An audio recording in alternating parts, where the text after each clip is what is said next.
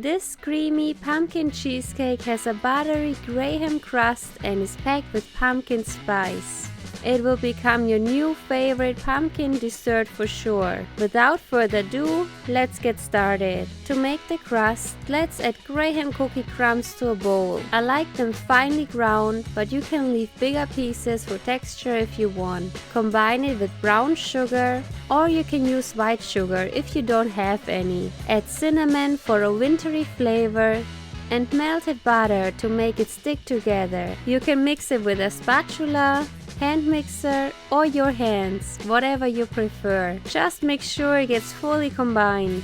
It is ready if it has a texture of wet sand, just like this. Now let's bring in a springform pan. I usually use a 8 or 9 inch size. Make sure to grease the baking pan with baking spray or butter and add a parchment paper round to keep the crust from sticking to the pan after baking. Let's fill in the cookie crumb mixture. I like to spread it out first and then press it down with a cup or anything that has a flat surface. You can either make it flat or you can make the crust go halfway up the sides like I did. When it is all in a compact layer, bake it in the oven at 350 degrees for about 10 minutes. Now let's make the cheesecake batter. For that we're gonna need softened cream cheese. I like to let my cream cheese rest at room temperature for a few hours before baking. Add brown sugar, which gives it a subtle caramel flavor, and flour for more stabilization without any aftertaste. Then start mixing it on a low speed. Keep in mind to never mix a cheesecake on a high speed because it will ruin the texture and cause cracks. Make sure to read the recipe in the description for all my tips for a crack-free cheesecake. When it is nice and creamy, let's add pumpkin puree for a rich pumpkin flavor, sour cream for some tanginess, and a good amount of pumpkin spice for flavor.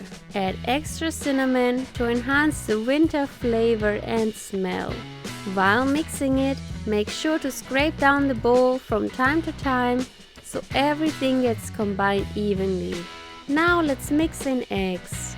You can either add one by one like I do, or you can mix them in all at once. When it is all smooth, let's bring in the crust.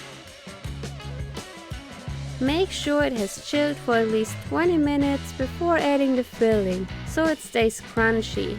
Then pour in the cheesecake batter. I like to use a spatula to not miss out on any of that creamy goodness. You want to fill it up right to the top because cheesecakes won't rise like regular cakes. When it is completely filled up, let's smooth it out until it is even, then set it aside. Let's prepare a water bath or bain-marie. For that I use a bigger baking pan with a silicone pan to cover the cheesecake. Then fill it up with hot water about 1 inch high. And it is ready to bake. While the baked cheesecake is cooling down, let's make the whipped cream cheese frosting.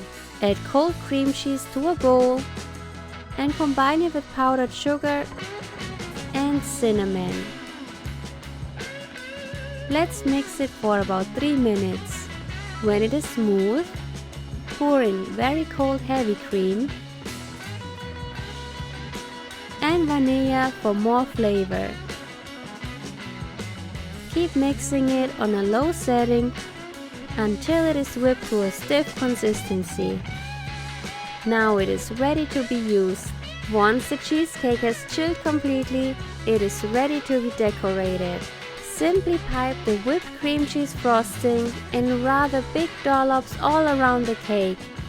Then sprinkle some pecan pieces on top if you like, or you can just leave it plain. And that's it! This pumpkin cheesecake is a classic dessert to serve at any gathering with family and friends. Trust me, even my picky eaters eat it too. I hope you enjoyed this recipe. Give me a thumbs up and leave a comment if you have any questions or feedback. Thank you. Happy baking. Bye.